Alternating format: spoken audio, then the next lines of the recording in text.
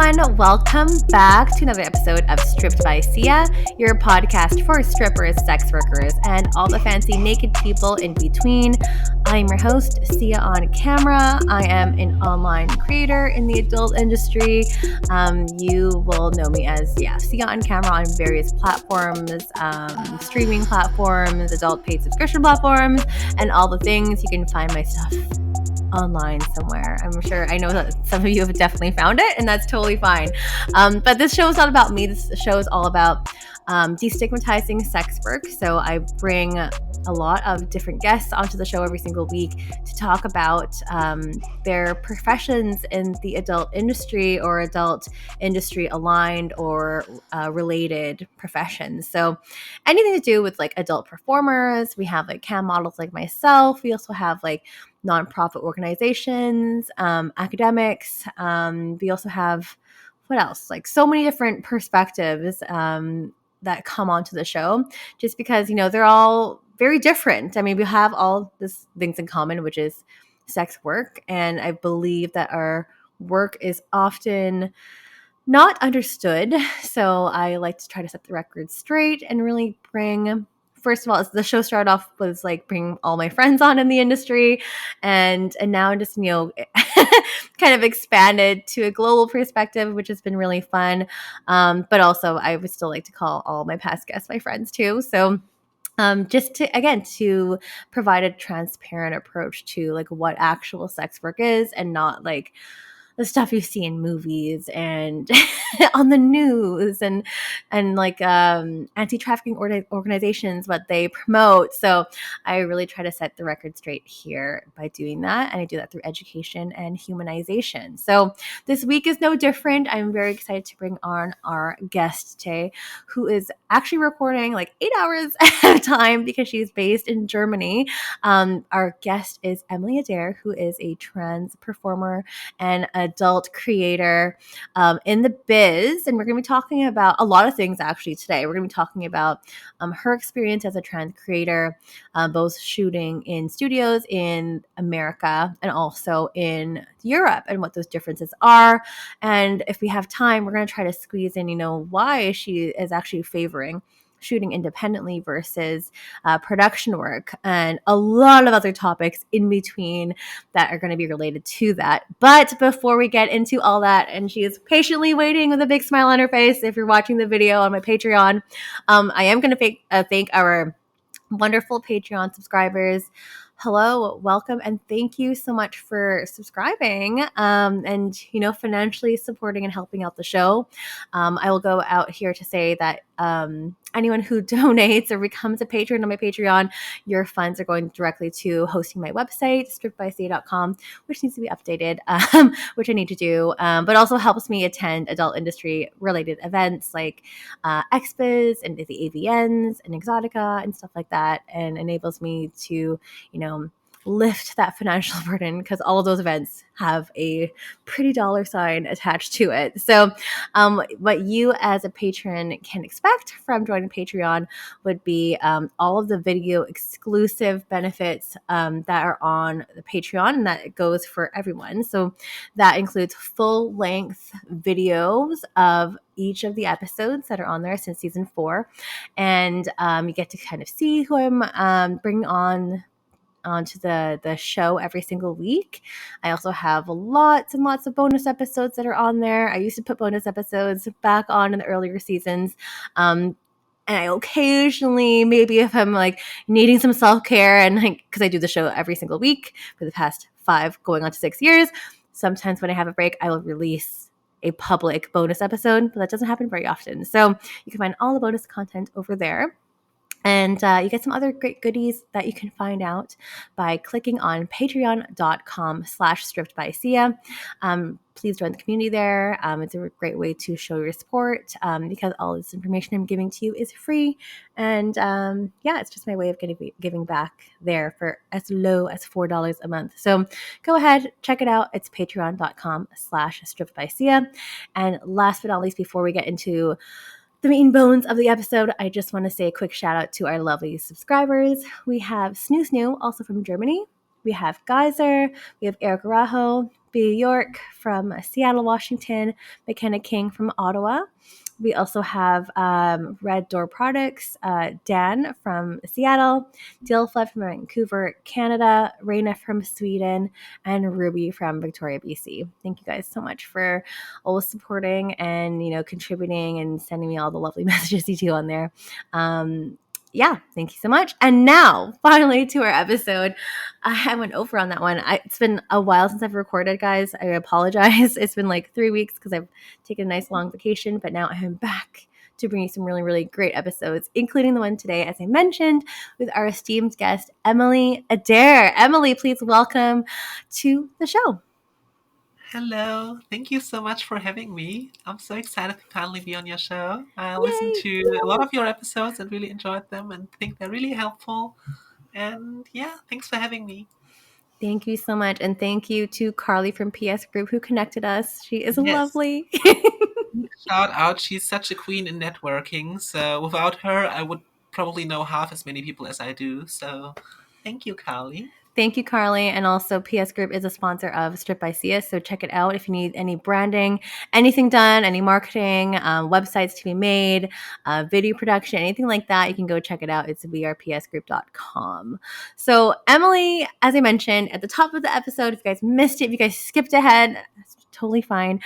Emily is a trans creator and adult entertainer based in Germany. And as I mentioned, you actually won a couple awards recently as well. I know lately you won at the Tees this year, actually. Yes. Best non-US performer. You also won Best Trans Clip Artist a couple years ago too at XBiz. So huge congratulations.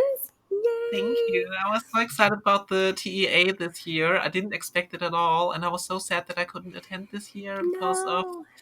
politics. So yeah, it really broke Mm-hmm. my heart. Yeah. Totally. Yeah, absolutely. And also, like, I would love to attend the teas. Crystal, who is organizer of the, if you guys don't know what the She's teas are, awesome. sorry. Yes, she's Oh, awesome, amazing. It's the Trans Erotica Awards that happen every March in Los Angeles. But, I think we can kind of go right into things too. Like, because of politics, it's it can be actually a really scary and dangerous place to be right now. And as myself a Canadian, I'm seizing all travel to the States right now too, just because that landscape is a little bit scary and I feel unsafe. Very, very, very unsafe. You doubly as well, you as a trans performer, but also you as a trans individual. Like there are so many layers out and why that would be even more dangerous for you to even travel to the States too. yeah, definitely. I mean, I hear it a lot from, I have a lot of friends in the industry in the US who are also trans, and I hear from them how they're having trouble like getting their passports, leaving the country, etc., etc. And on the other hand, people trying to travel there from Europe and so on, not being able to enter, and then you have like the money for the flight and so on that you wasted basically for nothing. Uh, And yeah, I yeah. really hope that things take a turn for the better soon. So Yeah, fingers crossed. Like I'm also hoping that things are. It just feels like I'm on another planet or something. Like it really just feels surreal to yeah, be. definitely. And I Mhm. mean, I'm really impressed by all the people who are able to make satire about all these things because I wouldn't have a way to figure out how to make satire about what's going on because it's already so ridiculous. So Yeah, no, totally. I'm just like, well, yeah. I mean, we're not going to go into politics, yeah, yeah, but like, I mean, yeah. I mean, it's a really good way to like somehow make light of the situation, or at least attempt to, as a coping mechanism, I suppose. yeah. But it's a bit of a circus. Sorry, but not sorry. But Emily, going back to you, I'd love to know a little bit about your background story, like how you got started. I know a lot of the audience members are always really intrigued on that bit. Yeah. So why don't we start there? Yeah, of course. I actually started out doing full service sex work. I didn't go directly into porn because back then I had been transitioning for some years. I think I was like 4 years into my transition, Mhm. and I got laser hair removal, and that was Ooh. very expensive. Mm-hmm. And I thought they would book it every month from my card, but they didn't. They booked it all at once, Oh and suddenly I no. was like a few $100 in debt. Mm-hmm. And I was at the time I was really horny and hooking up with like random people, and Mm-hmm. some of them were some years older than me, and like offering, "Hey, I've got some cash lying around if you wanted to meet." So that was like how I got into sex work in general. Like Mm. from there, I did a full service for like a year Mm-hmm. until 2020, and then the pandemic hit. Right. Oh yeah, that. And at the time, I was also still studying in art school. Mm-hmm. And then during the pandemic, I figured out that I need a different way to support my studies and myself. Mm-hmm. And as I enjoyed full service back then, I switched to porn. At first, just to make it through the lockdowns and everything while we couldn't do like meetups here. Mm-hmm. But then I realized that I actually enjoy porn much more than full service because Mm. I can focus more on what I want right now and what kind of stuff I want to do, and focus less on someone Else's. um, on like a client perspective. I mean, of course, I have like coworkers where I want to make sure that everyone's having fun, but Mm-hmm. It's different. it's different. Yeah, Yeah. exactly. So since 2020, I've been doing porn. First, I did some webcam and solo amateur stuff. Mm-hmm. And then I got my first studio shoot for Groovy back in Yay. 2021, I think. That was Mm-hmm. awesome. With Kellen in the UK. I was very excited and nervous, like traveling to a foreign country by myself and meeting up with some dude I don't know. And it was very scary, but he was fun and I had a lot of fun. And I realized, okay, I want to do this. Wow. And then I traveled more and more, went to the US for the first time in 2022. Mm-hmm. And since then, I've shot a lot of scenes. Like, I haven't been doing any full service since 2022, I think. Mm. I was just shooting, and I think now I have like 250 scenes online or something like that. So Wow. I've been working a lot, but I'm looking forward to take it a little bit more slow and focus on other projects as well. For sure. And yeah, and I mean, I do different stuff. I do like studio work, though that's been becoming a little bit less in the last years. Mm-hmm. A lot of amateur porn because it just sells really well, and some Mm-hmm. smaller artsy projects that I do more for the fun of it. And yeah, that's what I do. So I hope that's enough. If there's anything Oh else my you want to know, gosh. ask. No, yes. And of course I have so many questions already. But yeah, what a great start. I mean, yeah, full service is, yeah, I would say definitely very different than production work or working in porn for sure. There's so many different things to consider with that. And were you independent when you were doing full service, or are you working with the agency or? I was um, I was speaking to an agency and also to like some location in my city where I live in Hamburg. Mhm. But I realized, okay, this isn't for me. I really like being self-employed Yeah. and screening my clients myself. So I'm sure Mhm. that there are actually people I want to meet. And yeah, Yeah, for sure. I mean, like when you first started, and like going back to like, being horny and like being young and you're wanting to sleep with people. And, that was me in my like 20s too. And this is kind of, it's not how I started sex work, but I started being a sugar yeah, baby. That was like my beginning, was being a sugar baby. But it was around like the Tinder era where that kind of like just was starting to get popularized. But I was like, why should I sleep with people for free? Like, why would I want to do that when I could get paid? yeah, it's you exactly know, the way I thought back then too, because I was having random hookups with older men anyhow, so I might as well get some money for it. So yeah. totally. I mean, like when that first guy was like, "Hey, I have like a bit of cash," did that strike you as offensive or like off guard or like, "Hey, hell's yeah, like I'll I mean, take it." he wasn't the first one to ask. He was just the first one to whom I said yes. Because I mean, I've been Oh, on dating sites for a long time. Like before I came out as trans, on like gay dating sites and so on. And back then I also got like we call them pocket money requests here in Germany, when like older guys hit up twinks on dating sites and say like, "Hey, you want to get $100?" Um, but back then was the time when I actually considered that, and Mm. I was not entirely sure before, but I had a pretty good experience with that client, even though it was very awkward because it was also his first time booking an escort, and Oh, we were both super nervous. It was really awkward, but he was kind of cute, and he was like my age. We actually oh, went to the that's same nice. university, which was really awkward as well. But I didn't know before, and I think he didn't know either. Oh my So gosh. yeah, it was pretty fun. Wow. I mean, that's kind of like the best experience is that when you're new and then the client is also new, then you're both kind of like feeling things out and experiencing together and just kind of exploring. I think that's like the one of the best kind of Yeah, possible situations to be presented with. definitely, because I mean, it's like having sex for the first time with a new Time. partner as well. So it's a little bit awkward, but it's fun. And opposed to that, later I had some clients who've been very experienced in Mm-hmm. booking sex workers, and I was still very new. And I think that's sometimes a little bit of a power imbalance. And Mm-hmm.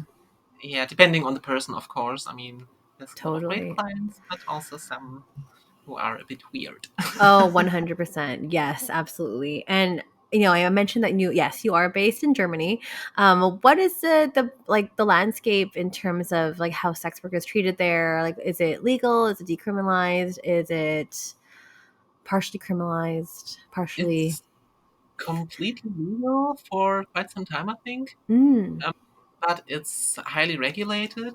So when mm, I was still doing full service, I had to go to some public office in my city and mm-hmm. get registered as a hooker, basically. Right. So that was a bit weird, like having my name in some government paper. And then on the other hand, you have to get like a mandatory health counseling, where Right. some elderly woman tells you, "Oh, HIV exists, and you need to use condoms." And like, duh. That could be Uh, definitely a little bit awkward for sure. yeah. So I mean, it's nice that it's legalized because you can get like labor protections and so on, and Yes. also there's like very strict rules when you're working like in a brothel and so on regarding how they need to make sure that you're safe with like Mm-hmm. safety buttons and stuff. Highly Yeah. regulated, like Germans do. Yeah, no, but at least it works over there, so that's good, and also affords the protections that we don't have, say, in the USA or even here where I'm based in Canada, where it's like the Nordic model or the Swedish model, and demand model, so it's a little bit different, but at least you have Eh, some protections over there. So yeah, I mean that's good. On the other hand, the problem is because it's legalized that there's like I'm not I'm not sure how it compares to the US, but when I talked to some friends in the US who also do full service, mhm. I realized that the rates here in Germany are much slower than in the Yes, US. yeah, I've heard Because about I that think on the too. one hand, because the cost of living is a bit lower, but not that much. So I think it's also a lot because, yeah, it's like legal and there's like less risk involved. I'm not Hmm. sure, but Mm. yeah, I think the standard rate in Germany is like 150 or something like that. Mm. So Yeah, that can be seen and considered as pretty low here for sure. Like I don't even see anything lower than at least 300. But yeah, that's just what I have seen. Maybe not so recently, but differences for sure. I mean, we could have an entire episode of that, but that's definitely not the focus for yeah. today. But just curious I for was sure. expected so easily. I'm sorry. No, it's okay, and I love the tangents, and I mean, I haven't had any folks from Germany on before, but I've had folks sharing perspective from Belgium and Romania and the UK and like Singapore and just all over the world. So I think it's just really Yeah, interesting to educate people. But also, I'm also just really curious myself. So. But going back to you and working as a trans performer who is based in Europe, talk to us about different different themes. We're going to be talking about different themes in terms of like major differences with working in Europe and also working abroad in the USA. I know that we can maybe start off with like production standards and start off Yeah, there, perhaps. There's a lot to talk about yeah, there. definitely. I mean, that was one thing that really amazed me when I came to the US for the first time for shooting, like how high the standards for production are. And I mean, Mm-hmm. not only in the US, but also US companies shooting in Europe, like that you do like a video interview before a porn shoot and an after interview where, yeah, you make sure that everything went well. So Mm-hmm. that's something I really, really enjoyed. And also having like consent checklists and so on. Yeah. Because in Europe, like even on studio productions, there was no consent checklist. It's like, yeah, we do Oh. this, this, and this. And yeah, that's it basically. I mean, you might have some say, Mm-hmm. um, but it's different. And Mm-hmm. I mean, it also depends on the type of European studio because there's like mainstream studios Mm-hmm. who are like a little bit more old fashioned and doing things the way they've always done them. Mm. But then on the other hand, there's also like the independent Berlin porn scene that can't be compared to that because they have very high production standards, I feel, and yeah, really Yeah. focus on that. Yeah, no, definitely. I find that to be like a, yeah, I would say different for sure. Cause like I think here in North America, consent is a very, very big topic for us. And in terms of like, sexual assault cases and just making sure that we're all on the same page and, really Yeah. defining what consent is. Does that also exist in Europe or even just specifically in Germany or I guess maybe is there more weight on there or like less weight? I mean, it depends on who you're talking to, but I Mm. mean, I think in general, we face the same issues like in the US and also other parts of the world Mhm. that we have like um, a pretty anti-feminist backlash at the moment where people try to roll back the accomplishments we have regarding consent and stuff like that. So, but on the other hand, there's a lot of people who are really loud about that and try to make sure that things change for the better. Yeah. And I mean, also historically, Germany had also, like in the 1960s, a pretty big feminist movement, like Mhm. similar to the US. Right. And I think a lot of that moved over to our time, Mhm. and now there's like more younger voices being heard, so that's very, very nice. But I think in Yeah. general, it's very similar with the conversations we're having compared to overseas. Mhm. Also, because usually matters of society get carried over from the US to us, like Yes. some kind of cultural export. Like, Yes. yeah, But I mean, like with European culture, I think is so different than North American culture in in a good way. yeah. Does I that mean, translate over in terms of like working standards or mannerisms or like anything you can think yes. of there? Yes. Like my biggest pet peeve regarding working in the US is reliability Oh my god. because I've had so many cancellations. I think I've had more cancellations in the US when I traveled there for 2 weeks than Oh I had in no. my entire career in Europe. Oh Like, my gosh. Oh no. it's insane. But I mean, I get it because when you're living in LA or in Vegas, there's like performers all the time, and you Right. can just shoot with someone else on another day. But in Europe, you've got to plan ahead, then travel to the city, to the performer you want to work with. You have to pay for really expensive tests. So both of you Mhm. really want to make sure that it's working out, and you're not like, okay, yeah, if it doesn't work out today, we'll do another day. Mhm. So I think Oh in my general, gosh. people plan ahead and take it more seriously when you have a shooting date, even if it's not for a studio, but like shared content. Yeah. Oh my gosh. Oh my gosh. That's a good trigger for me. I can't stand that. And I had my own little ranty episode with like a fellow podcaster to talk about like reliability and Yeah. people not respecting people's schedules and like we were talking earlier off air about being type A personalities. Like this is where like I need a schedule to work with, and I'm flexible to the point where it's just like, okay, just give me a heads up, but like give me a heads up if you have to cancel. Like more than 24 hours notice would Yes. be respectful. Yeah. Especially if So they have like costs for hotel and stuff like that, so you can cancel and so on. yeah, So for sure.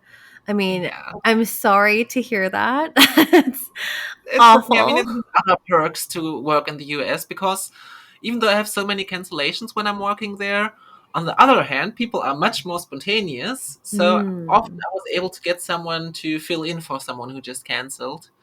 yeah. So it was pretty nice because here in Germany, I don't know anyone who would be down for a shoot on the same day. If I ask someone, "Hey, do you want to shoot today?" They're like, what's wrong with you, girl? So let's plan 3 months ahead and then we can talk. Well, I mean, like, you mentioned, like, okay, like if you're there for 2 weeks, traveling abroad, you want to have some kind of schedule in place. You want to, and plus, like, getting your testing done, all that stuff. I remember, like, I was speaking with, on a similar episode, I was speaking with Agatha Vega, talking about like her cultural differences that she experienced, working in Spain and coming from Venezuela, and then working in the States too, and she's like, oh yeah, I'm here for a couple weeks, but then like also having similar troubles to you in terms of like reliability and just being able to try to organize and set something in stone like while she's here on this very very limited time, like Yeah, yeah, it must be very very very very frustrating for sure. yeah. It was exhausting, but I somehow managed to still get enough shoots in to make the travel money back and even turn a little profit at the end. So Good. yeah, that's nice, but it's stressful. Like being on Yeah. Twitter constantly looking for replacements for people, and yeah, Oh, that sounds so hectic. That sounds so yeah. hectic. And like, would you say like, and I don't know if you would have the answer to this, but also like working as a trans performer, being trans, trying to find folks that can fill those slots in, is that more challenging? You would say than finding someone who's cis, Um, like in I your think it experience, depends obviously. because I mean, for me, I'm having a pretty good network with Mm. people who are all either trans themselves Mm-hmm. or are in the trans part of the industry, like cis performers who work a lot with trans women and trans guys and so on. Mm-hmm. And so most of my Twitter feed is just people who are down to work with trans people in general. Good.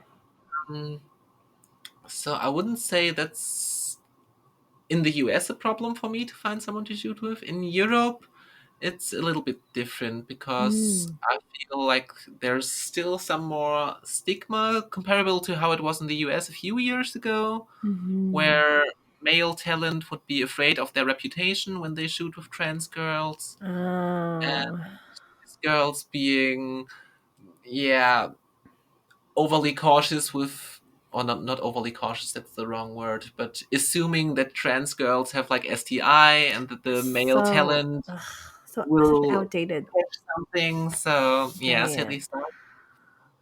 Yeah, Ah. but I think there's also a lot of great people here, a lot of great Mhm. cis people in Germany as well that I like to shoot with. Yay. So there's always exceptions, and I think it's slowly changing as well. Like, Good. yeah, but I also think the whole trans topic, um, like I'm not sure when it was exactly in the US. I think like 2014, 2015 when it got Mhm. like more widely accepted. And I think Mhm. in Germany it took a few years longer, and especially in the older generations, there's still a lot to work on for like Yes. regarding understanding and cliches. So Yes. I mean, I think yeah, that goes across a lot of fronts too, a lot like globally. Just yeah, unfortunately and with with different issues, not just being trans. Like yes, lots of yeah, other issues that come with that. Like very, very old school, non-progressive ways of thinking. Let's just put it that way. Yeah, I mean, talking about, yeah, I guess continuing on with the cultural differences too, but also like actually another question too, side tangent just came into my brain. Yeah. As a trans performer, do you find that you are working more with cis females over cis males, or or is it kind of even, or it depends on where you're working? That's actually a good question because when Yeah. I first started out, I mean, that's also interesting because when I first started in the industry, I thought of myself as straight, so I was only into Mhm. men back then. Hmm. And then when I had like a couple dozens of scenes, one of my male scene partners was being like, "Hey, I've got this friend. She's like a cis girl, and she really wants to shoot with a trans girl. Would you be down for that?" And I was like, I don't know. And then I actually had my first time with a cis girl on camera. Oh my god, no pressure. Yeah, no pressure at all. And then I realized, okay, I guess this is nice too. And Hmm, since then, I don't know, I've been seeing myself as bisexual or something because I realized, okay, it's interesting. much more about sympathy for me. Like, I don't care how big your cock is or whatever. If I don't vibe with you, yeah. Yeah, So no, and that's I think good. regarding the numbers, I think it's pretty even now, even though I think at the moment I'm shooting as much with cis women and cis men. Hmm. Back then it was much more men, so I think in the Mm, total of the scenes it's still more men than women. yeah. But yeah. Another question too, because we're running on this topic, but do you think that's like a trend in the industry, or do you think that's just how your career has, kind of gone in that direction, or in you having more agency or an autonomy now, or and there's no right or wrong answer. I'm just curious in Yeah. your experience. Could you repeat the question? I'm not sure if I understood Oh, right. yeah, yeah, for sure. So like talking about in terms of like your how your career has kind of flowed in. You were Yeah. mentioning like, oh yeah, like in the books in your catalog, like I've shot with more men, Yeah. numbers wise. Do you think that is just maybe one either a trend in the industry right now, or is that just you having more say and more autonomy and more agency in the types of Yeah. porn that you're wanting to shoot? Yeah. Okay. I think I think there's definitely a lot of shifting because I think historically in trans porn there's been like this trope of the, I mean that's where that word comes from, she male, I'm sorry to say Yes. it, Yes. but like Outdated term. the Yes. hung trans woman fucking either a guy or a cis woman, being very Mm-hmm. dominant, aggressive in a way. Mm-hmm. So I think that was like the one way porn used to portray trans women. Totally. And then there was this different trope that was equally unbalanced and kind of, I don't know, like the sissy. Like, I mean, Yeah. I know sissies don't see themselves as trans women and vice versa for the most part, Totally. but the porn industry for the most part doesn't care. Like, I've had so many scenes where people label me as a Mm-hmm. sissy when Mm. it's like just a trans girl being passive, not stimulating her cock and so on. Right. Yeah, but I think it's shifting where trans women are not seen as necessarily being in these categories, Mm-hmm. but having being seen as a whole person who can have Yeah. different sexual experiences with different Yes. partners and isn't just cast into this one role where she has to act a certain way. Yes. And yeah, Yeah, definitely. I'm glad you brought that up too, because I feel like there was such a stereotypical look of what trans people like what trans people are, how they are portraying themselves. Like I felt like, with porn and also just historically how trans people were treated, that has been always like a negative down a negative narrative. definitely. I mean, Hmm. before I came out as trans, I mean, I grew up in the countryside Hmm. in Germany, and I didn't see any trans representation as long as I was a kid and a teen. Right. So I knew there was something up with me because I was very feminine, but I just thought, okay, you've got to be gay because the Mm. only trans in um, No, wait. Let me repeat that again. Cut that out. For sure. Thank Um, you. what's the word in English for these things when you say something Mhm. but you want to put it in brackets? Is that the word? Like a metaphor, or you're talking about like what? Can you explain a bit more? Yeah. When you have like a text and there's direct speech in it, there's these signs. Oh, like quotations Yeah, in yeah, yeah. quotations. Do Yeah, you say in quotation in marks or quotations, or yeah, I would say in quotations. Yeah, that's what I would say. yeah, okay, but now I Or quote, lost. or like quote unquote, like Yeah, quote quote unquote. unquote. Yeah, Yeah. okay. Yeah, okay. But now I lost where we've been. Let me think. Oh yeah, okay. Now I'm back. You got it. Yeah, I got it. Okay, so yeah, in Germany when I grew up, I didn't have any trans representation at all. The only thing that kind of came close to being queer was like the Rocky Horror Picture Show Oh, and can't. like Yeah. Silence of the Lambs, and that's like the Oh no. representation I got. And Oh so my I grew up gosh. thinking, oh my god, these are freaks. I don't want to be like that. Right. Until Right. someday when I was like 18, 19, I realized, oh wow, there's like trans people who are regular people and live a happy life, and I can have that for myself too. And Yes. yeah, and I'm really happy that the people growing up now and figuring out that they are trans, that they have so many more role models that they see that are like inspiring and not like some character written by a cis male Hollywood Yes. director. So yeah, Yeah, and there's so much more resources and so much more support for trans folks now, which I think is so great. I feel like we've definitely come a long way. I mean, there's still a lot of work to be done, and especially I don't know, in the education system, I think there needs to be a lot of work done. Like right now, because I also work in like sexual health education as like my oh, vanilla awesome. job. I'm not an educator myself, but I work adjacent, like I'm an administrator and marketing person. But like right now we're seeing a whole like movement of like angry parents that don't want this curriculum like taught in schools, and trying to erase topics and conversations and discussions of like gender identity, and denying that this is happening and like this is Yeah, legitimate and valid. And it's just so sad to see. I just feel like we're taking a few steps backwards with that, which is terrible to see. At least here in yeah. Canada, that's what's happening, but also in the States I would say that too. I So mean, it's similar, and here the right wingers are having the same talking points, and it's so sad mm-hmm. because I mean, as a kid, I watched so many straight couples in TV and movies, and it didn't make me straight. So why will mentioning that people can be trans turn people trans? I don't know. I just don't get it. It's just for the people who are affected. It's nice to know, but it doesn't hurt Mm-hmm. anyone else. And yeah, No, why? totally. Thank you for this tangent. I mean, I welcomed it. It was it was definitely needed to talk about for sure.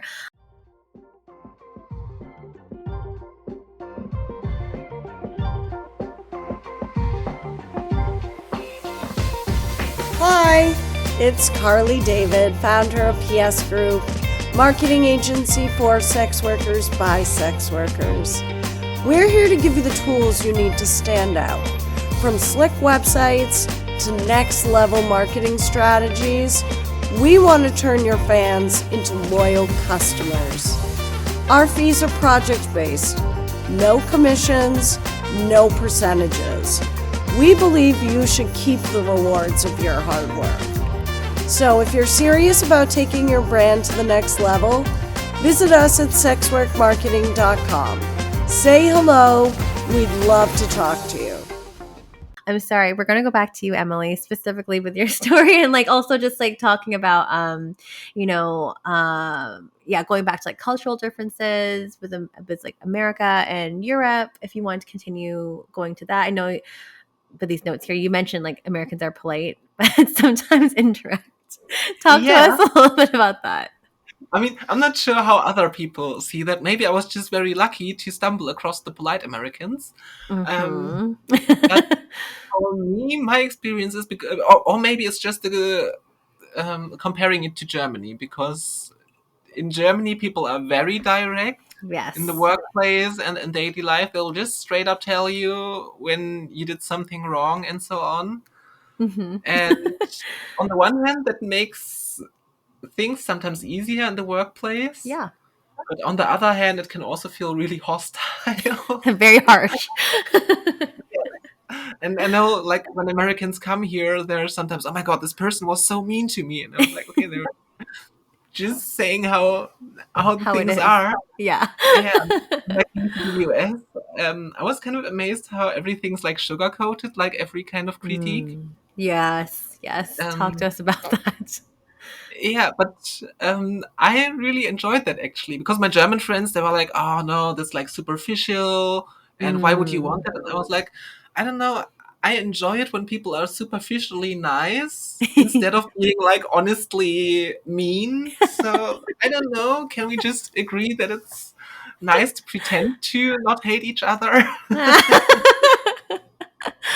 No, I totally understand that. And I think like maybe it's like a West Coast thing. Like when people Oh come yeah. to yeah, like I don't know, it's a West Coast thing and the flakiness as well. Like I live in Oh, okay. Vancouver too, and we have the same problem up here in terms of like being really quote unquote superficial or just like friendly to your face, but we won't like it's not like we talk shit behind your back, but it's just like say, oh, it's so nice to meet you. We should definitely grab a coffee sometime.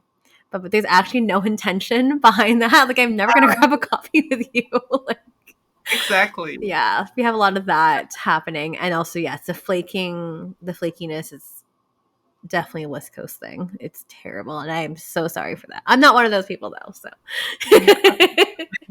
Maybe I have to reconsider some of my talking points about the US then, because I mean, I've mostly been to LA and Vegas, Mhm. and I've had some trips to Miami, and I've been to Colorado once, but that's everything Mm. I've seen of the US except for some airports. So I spent a No, lot of time at the Seattle airport. It's a lot of time. yes. Um, But so maybe a lot of the things I see about the US are more like specific to California and Nevada.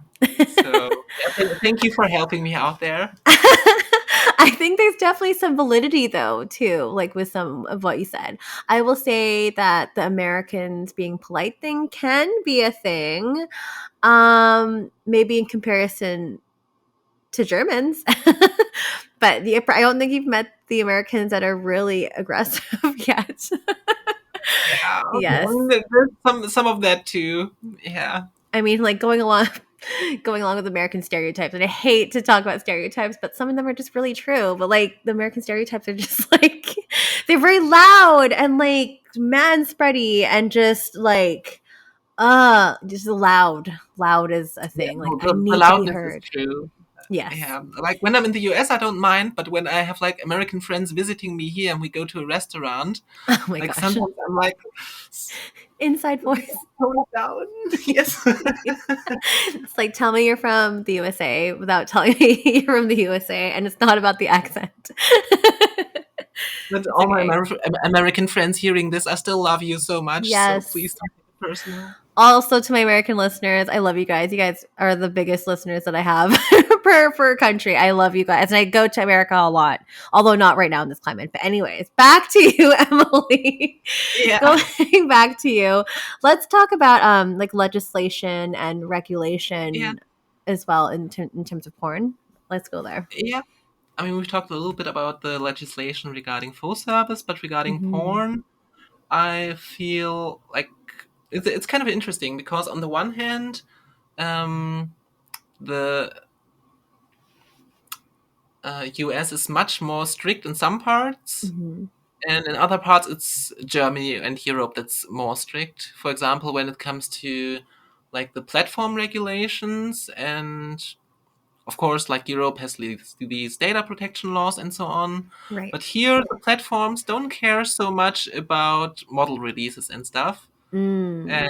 it's something that's really shocking to me sometimes because when I Yeah. have like American platforms who are dependent on the credit card providers and so on, Right. I will have the model release the Yes. 2257, and the model release has to be just the way the platform wants it, with the signatures in the right places and their Yes. specific model release. And then they need two ID shots, and the ID needs to be valid, and Mm-hmm. the thousands of other things. Mm-hmm. And in Germany, I've got one platform, for example. They just want one copy of the ID. They don't need an ID shot. I just Oh, send it there per mail, via mail. They wow. don't need a model release or anything. I just send them some ID and tell them, yeah, this is the person I shot with. And they're like, yeah, okay, thanks. And I'm like, this is how you verify Yeah. stuff? Like, I was gonna I mean, it's ask. convenient for me because it's less work, but Yeah. sometimes I'm like, okay, maybe we should find a middle ground there. Ground. Like, yeah, way to verify that's actually worth doing, but on the other Yeah. hand, not putting so much work on the performance, like getting it right for every platform, but like a more Right. unified way. Yeah, I know there's definitely pros and cons. I mean, like I'm hoping that at the end of the day, we want people to be protected, you know, Yeah, and verified as well. So I feel like yeah, maybe a middle ground needs to be created. yeah. But on the other hand, um, regarding like the free speech aspect, when you're doing your marketing, Hmm. there's like the opposite extremes. Like in the US, you can post anything on Twitter, right? I Right. mean, sometimes I'm shocked by what I see on Twitter from my porn Yes. colleagues, where I'm like, okay, I would have liked to receive a content note before, like Right. hard keys and stuff. That's okay. And then in Germany, we've got very, very, very strict youth protection laws. Mm. So posting like nudes on Twitter can get you fined for like, I think some people got fined like $4,000 or something for like nudes on Twitter. Oh If you're doing it wow. like commercially as like a performer who's promoting themselves because they see it Mm. as endangering the youth, Oh, and because it's accessible to youth and it's because just it's open. accessible and they don't have Mm. like age verification and so on. Right. Yeah. Right. And the same goes like for your website. Mm-hmm. And that's also why my website is very safe for work. Mm. But it's really tricky because I mean I try to implement like youth protection stuff on my website so parents can install some add-on so my website gets blocked from the devices of Use. minors. Mm-hmm. But then I can still not post like nudes because the legislation argues, yeah, you can't make this the parents' problem, and I'm like, why make it my Mm. problem then? But Yeah. yeah, Ugh. because I mean, I want to make a living after all. But I mean, I've accepted my fate, but sometimes I get a little bit bitter when I see how people grow their followings by posting like full porn on Twitter, and I'm like, okay, here's a Yeah. lingerie pic. How do you like that? Right? I know. Sometimes I'm like, wow, I'm seeing some things. Like, especially when I'm commuting and I'm just kind of scrolling through X and I'm just like, oh, okay, let's like do this later. Yeah, I really need to get like a privacy screen because I've had that moment so often on the metro, and I'm like, okay, I Yes. hope you didn't see this. This is Yes. awkward. Yeah. Yeah, No, I but mean, I'm just jealous of all the people who can post like nudes on Twitter. So yeah, I want the thing you have. Okay.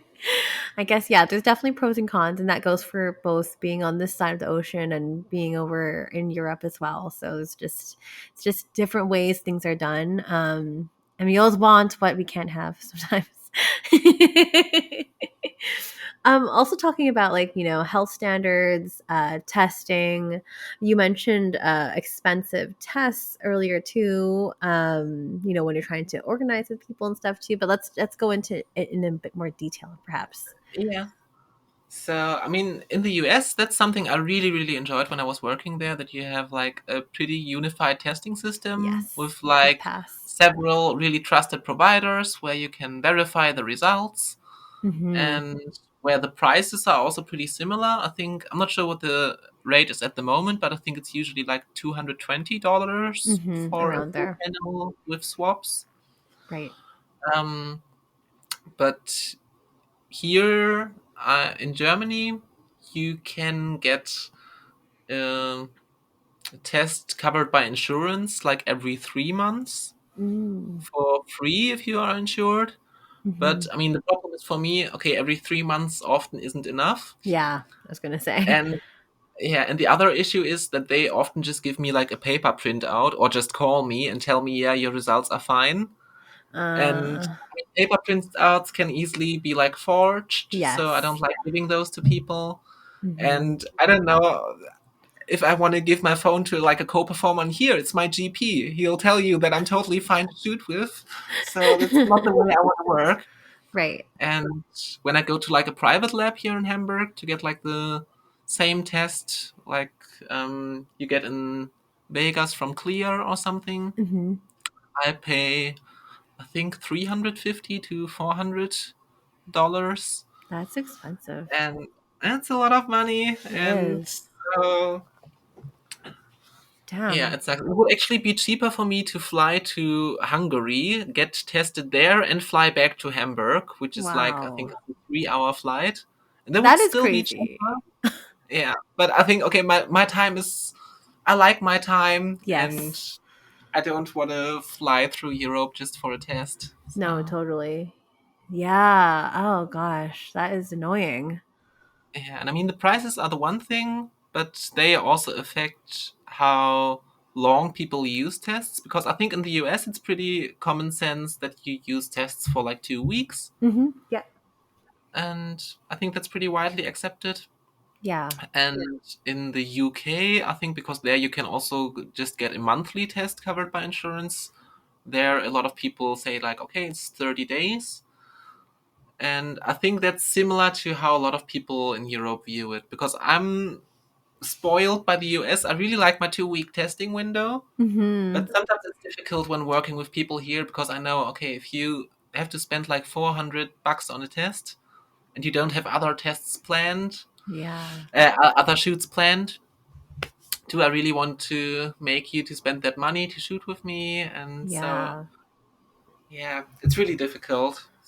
And Yeah, I can imagine. yeah, And people don't really like. I don't know. Maybe I just haven't spoken about this a lot on the show, but like talking about the cost of being a performer and what like it's yeah, expensive, and like this is just a testing alone. Like sometimes, yes, production will pay your ways, pay for you sometimes, but that's not always the case. Like maybe that's in the beginning, but yeah, it's I think people forget to loop in the cost of being a performer and what the cost is and how that goes back into your business and stuff too. Like, I don't know if you want to share anything about that.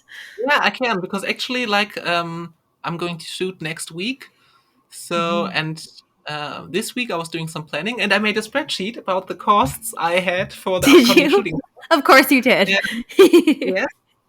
And I'm going to shoot for like one, two, I think for like 10 days or something. Hmm.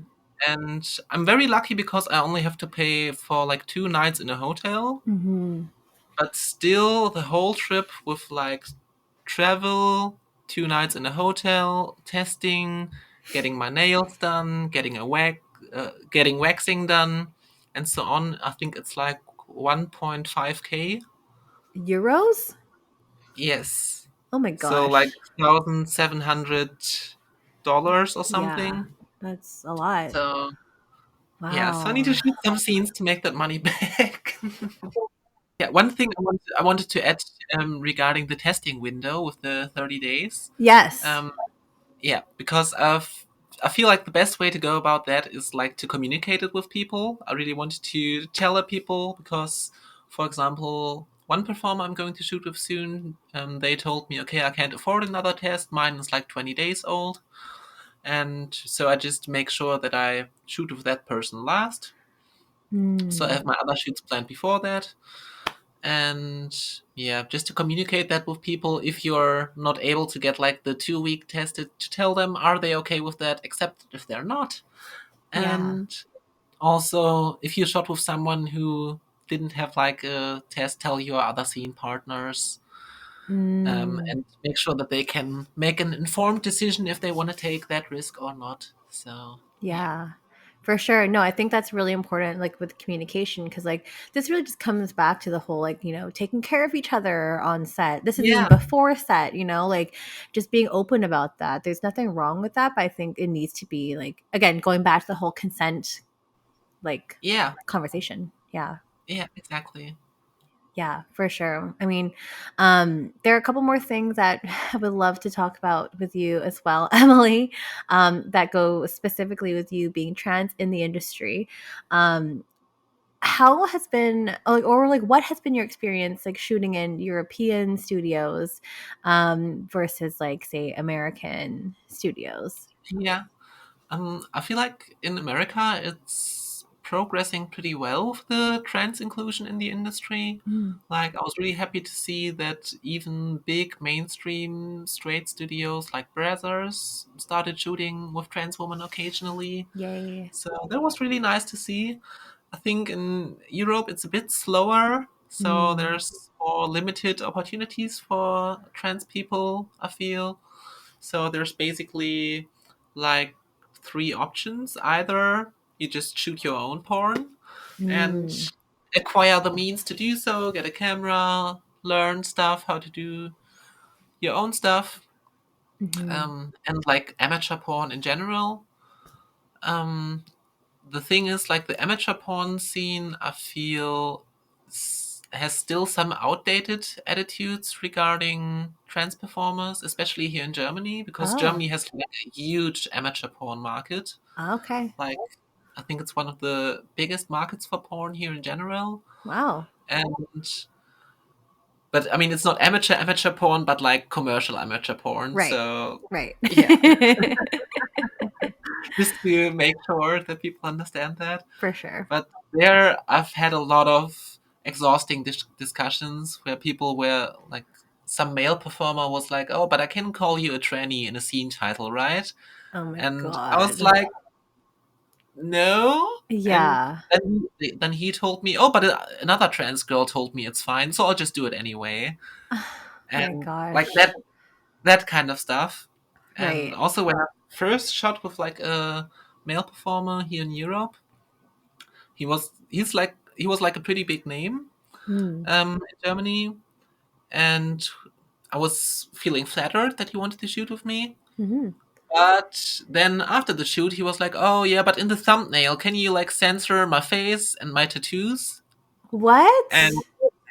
yes, and I was like, That's "Dude, are you so serious?" And he was offensive. like, "Yeah, I didn't shoot with trans women before." And I thought, okay, if you just want to fuck a trans girl, then just get an escort or Yeah. go on Tinder or something. Oh my So god, I'm so sorry that happened to you. yeah, but fortunately, I've seen that change. So even some of the people who back in the day wouldn't be public about shooting with trans people are doing that now. So that's Mm, changing. that's good. Yeah.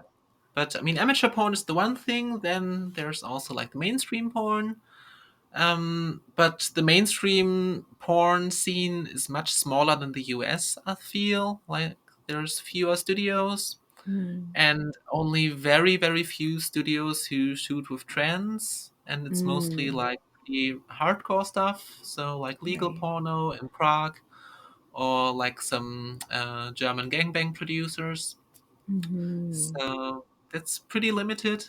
Yeah. Um, Yeah, and then the third part, like after amateur and mainstream, is like the independent porn scene, Hmm. and that's like super inclusive. Yeah.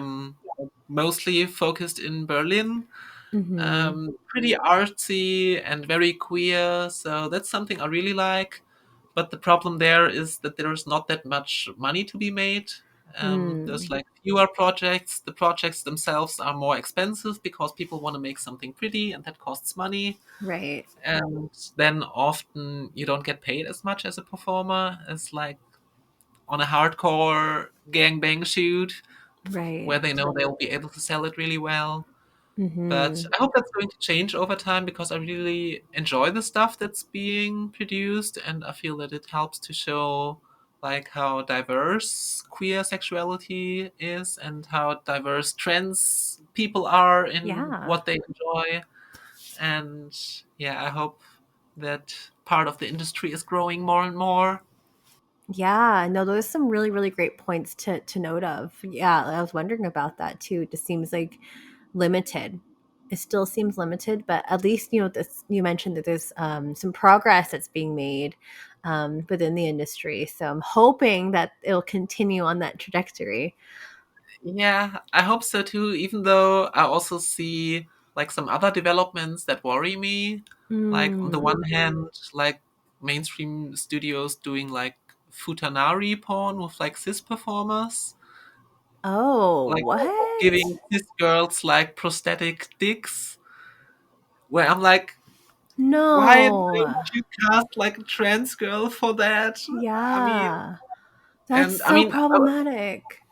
yeah, Ugh. and I wouldn't even be that mad about it if they had like their own category, but it still shows up in the trans categories, Oh my and that's something gosh. that makes me really angry. Yeah. No, So, that's totally that would to make any I feel like yes, that would make anyone angry because like that's like casting like a white person to play an Asian person in yeah, a yeah, like that. Why yeah, would you do that? exactly. Like why would you do Yeah. that? Oh gosh, that So, strikes a nerve for sure. Oh, yeah, I mean that's the one thing, and then all the AI stuff. yes. So I need to stop scrolling on Instagram because so often I see like Yes. some either it's like a trans girl or a cis girl, and it's not a real person, and they're promoting like no, not OnlyFans because they can't get verified, obviously, but they're promoting like spicy sites, Oh my even though they're not a gosh. real person, and Yeah. I don't know, it's I hate that. why. And then I see all the guys in the comments like, "Oh, what's her number? Can I meet you?" And I'm like, "Dude, she has 6 fingers." It's like the thinking with the dick. But yeah, like some things that are like just really obvious. You're like, oh no, no, no. Like, I wouldn't be mad if they were promoting an AI site Yeah, that specialized in that. But like, yes, when you're just, in my opinion, being lazy about it and not actually using real models yeah. or people that represent those platforms that are on those platforms, oh my gosh, like shake my head. Yeah, I mean, if they were actually transparent towards the users as well, right? I Yeah, mean, totally. if the fake influencer told people, "Hey, I might not be real, but I still have pretty boobs," okay, I can Yeah, deal with that. I mean, yeah, but I feel it's really difficult when they don't communicate that and just yeah. try to grab some money. And yeah, Totally. Yeah, at the end of the day, it's like a total money grab, which is terrible because I think it really just misleads people so much. Like just bad intention, Like just be yeah, and I honest. mean, it hurts both the performers and the consumers, and I think so. No, for sure. Yeah, why? Why? Yeah, I have many questions. Why? I mean, I know that like do you have a preference, Emily, in terms of like shooting with production or like professional studios or shooting amateur or shooting in these indie projects or Yeah. I mean, I did my fair share of studio shoots and I Mhm. like doing them, but I realized that there's also always some kind of power dynamic because Mhm. yeah, you get paid for it, and sometimes to fit the what the studio goes for, you will Yeah. sometimes say yes to things you're not really excited about. I mean, things you Mm. might not hate, but also you're not like, oh yes, I want to do this now. Yeah. Uh, And I think that's something that's much better in amateur porn and independent porn. The performers have more agency regarding what kind of scene they want to make, Yeah. and that's something I really like. But I mean, what studio shoots are really nice for is like some extra exposure and some money Yeah. to buy your own equipment to make your own movies. So that's what I really appreciate about studio porn. There's pros and cons. Yeah, that's like with the amateur porn stuff. I mean, that's fast and easy to make, and it's pretty fun. And surprisingly, it makes really good money. Like, I make by far the most money with my amateur porn. Mm. Sometimes I will do like an independent project where I put a lot of money into making a scene where I'm like, okay, I've got a cool script idea and I'm gonna make it really aesthetic and it's gonna be something. special. And then that scene sells like 3 times. And then I Uh, have a video of me in an airplane bathroom jerking off, just filming myself with the phone camera. It's shaky, there's background noise like hell, and I sell that video so often. Serious, guys, like, yeah, but I mean, you can't predict what kind of videos do well in the end. But mhm. I still do that artsy stuff every once in a while just to stay sane. Yeah. No, and I like that too. That like goes in terms of like I feel the same way with like photo shoots and stuff too. Like I love making the really artsy things and really it's fun for me and my soul. But then like yeah, the stuff that people really want is just like shot in my iPhone and like I'm gonna Yeah, put the self timer on and like I know. it's I mean, I hilarious. also do that when I had like a photographer I really, really admire. Then I post a photo of that on Insta. I get like 50 likes or something, and then I post like a shitty selfie that I hate. Um, but everyone likes it, like, oh, you're so pretty girl, and I'm like, oh, I know, I no one know. value the arts anymore. It makes me so sad. But you know what? At least you're doing some stuff that you're at least you're able to do stuff that you want to do. And I guess right now it sounds like, trying to find that balance between, the financial Yeah, gain, but also staying sane and like doing things that you want to do. Um, yeah, it's like balancing act, I would say. definitely. I mean, that was the one thing that was the most difficult for me in my whole journey in this industry, like finding the right balance of things to do. And I also Yeah. realized, okay, I can't just travel and shoot all the time. I Yeah. need to really, I don't know, plan for a period of 2 to 3 weeks where I'm shooting, and then just spend 2 months in pajamas at my desk and edit everything and order pizza. Yeah, that's real talk there, right there. I'm sorry for any fans hearing this. Like when I answer your DMs on OnlyFans, I'm not actually wearing lingerie, so Yeah, I know. It's almost like the what are you wearing right now? And I'm like, a yeah, giant hoodie and sweatpants. But here's a picture of me in lingerie that you might like. I'm sorry, but do you think like sometimes I'm just like, do you just think I'm just waiting by my phone, like yeah, to text with you? Oh my god, I could go on and on about this, but I mean, you're talking about agency real quick, Emily. Um, how long did it take you to kind of finally get into a place where you feel like, okay, like, I can start to do my own thing a little bit, and kind of just not feel so obligated, to just like, okay, I need to do this next like studio shoot yeah, and stuff like that. Like, just curious. yeah. I think that really was dependent on my financial stability Mm-hmm. because before I did porn, I was pretty poor and eating rice for the last week of the month and so on. Mm-hmm. And I felt that that still carried over to through the first years of my career because I was always anxious that the money would go away and that it was Yeah. just some short-term hype and that I would then Yeah. be left with nothing. Mm-hmm. So I worked like really hard and maybe a bit too hard, like Mm. doing porn and still doing some full service at the side. Yeah. And I think when I really felt like I had reached a point where I can decide what's good for me right now, that was like I think early in 2024 when I Mm. realized, okay, in the last year I was able to make a living just with porn without any meetups or other stuff Yeah.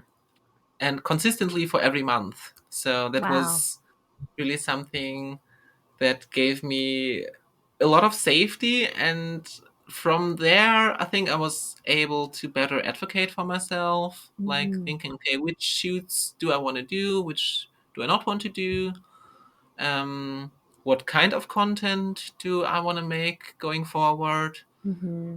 and also how do I want to use my platform on social media, because I was really worried for a long time about how I present myself and how much I show of the real me.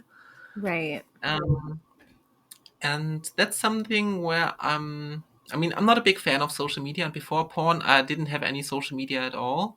Mm-hmm. um, but I feel now I can use it a bit more for the things that are important to me. Like I did some political stuff about the German election, where I felt, okay, I got all these followers by posting nudes. I might as well use them for something other than financial gain. Yeah. So, It's and good that to do felt that as really well. good. Yeah. That's something I want to do more in the future and focus less on, just making a living, getting by, and instead, trying to use the tiny little bit of influence I have over a handful of people for something I see as good. So, Oh, yeah. I love to hear that, Emily. Like, I love seeing people being able to use their platform for good, and that's kind of what I do with my platform as well. Like, I just want to be able Yeah, to, definitely. yeah, educate, and if you have this many followers, why not try to put a good message out there and educate as much as you can. So kudos to Yeah. you. I cannot wait to hear more You updates from too. you. Yeah. But before we let you go, where can we all find you? You can find. Actually, let's make it easy. I have a website where I have most links to my fan sites and Mhm. my social media. And that website is emilyadaireTS.com. Should I spell it out? Sure, Or do yeah, you spell think? it out. Let's Yeah, do it. okay. That's EmilYADAIRETS.com.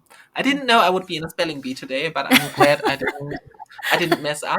So yeah, that's where you can find me, where you can sign up for my newsletter as well when I have some updates, or follow me on Blue Sky or Instagram. And if Yay. you want to buy my videos, I appreciate if you do that on ManyVids or Clips for Sale. So thank Yay! you. You are so welcome. And everyone, Emily's website is in the show notes below. So if you haven't clicked it already, what are you waiting for? Please check it out. It's EmilyAdaireTS.com.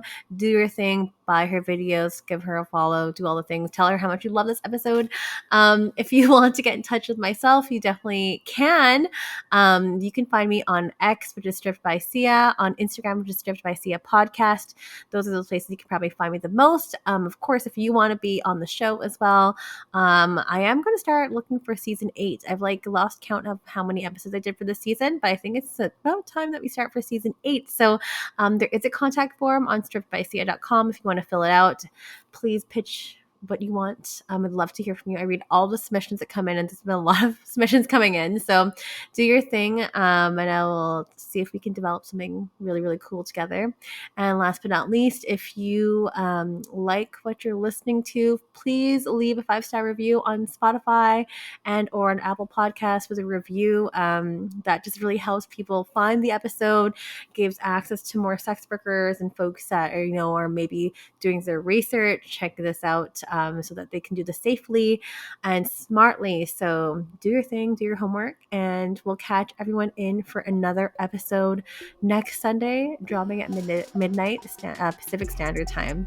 For now, Emily, it was lovely having you on the show. I'm so glad that we were able to connect, and thank you so much for sharing your story today and your perspective. It was a pleasure having you on.